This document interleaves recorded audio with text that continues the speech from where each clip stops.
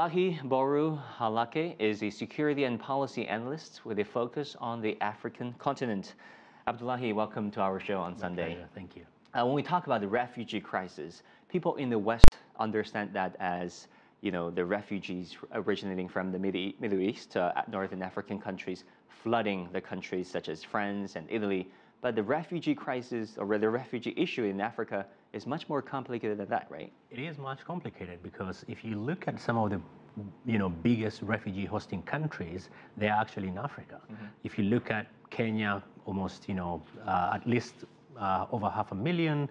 Uganda is hosting 1 million. Ethiopia is hosting almost the same number. It's not just that. In the background of the AU summit, Ethiopia just passed a law that would allow refugees freedom of movement, that would allow refugees to also be able to go and look for work, and that addressing the whole question of forced encampment. But the discourse around refugees, when you look at from the West, it seems like there is an invasion, there is a crisis. Almost 38% of almost 40% of internally displaced people are in Africa. 16.9 million refugees are in Africa. So it's African countries that economically are not doing extremely well compared to the West, that is almost hosting most of the refugees. And we rarely see that. Rarely see that angle or that narrative from the Western mainstream media.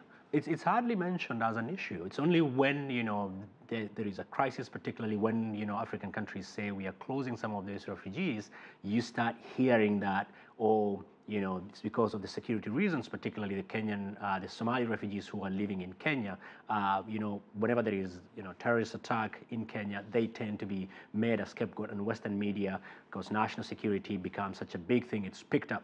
When in reality that these people, like for instance Tanzania, in 2014 they granted over 100,000 Burundian refugees citizenship.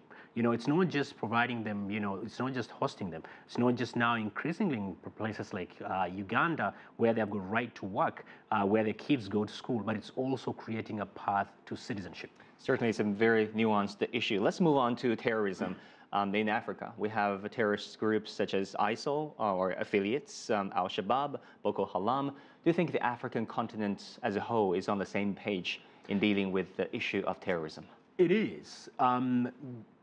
Let me just step back and say that the question of terrorism and extremist radical group is a question that most countries are dealing with, particularly in Africa. But it's a question that African countries are trying to deal with because the underlying push and pull factors that are drawing some of these young people are the question around governance, it's the question around the presence of government or lack of presence of government. And so for most African countries, it's a new thing, not very new, but it's new in the sense that they are deploying, not just the kinetic, the use of force, but also they're trying to use what we call countering violence extremism, using the softer approach, reintegration of these people. So I cannot say it's a perfect situation, but it's a mix of use of force and also using less force, softer approach. On that note, how do you think the AU, with Egypt as its new leader, can better foster economic growth and address the issue of unemployment, which is at record high? One of the things that African Union can do, particularly for President Sisi, is to continue the legacy of Rwandan President Paul Kagame of continuing African Union reform. Because part of that package also is making African Union self-sufficient. But to your point around employment, ensuring that the free trade agreement that African countries, the number keeps on increasing, that needs to be fostered. Free movement of people, goods, and services will allow free movement of labor from one part of the continent to another, and that can foster, economic growth and development. But at the national level, this national development plan need to be aligned with the African development plan, African economic development plan that the AU is spearheading. You're talking about the integration of the African continent. Yes.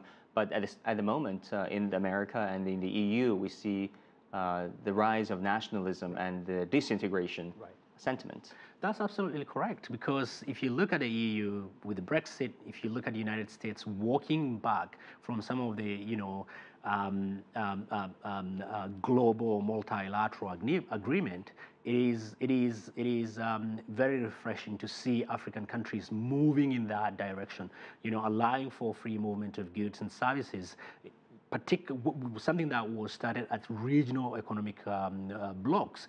We have, Economic Community of East Africa, the SADC, and the West Africa. So now they are moving into much more consolidation and enhancement of that, and that can only be good for the African continent. All right, Abdullahi, thank you so much for your insight. My pleasure.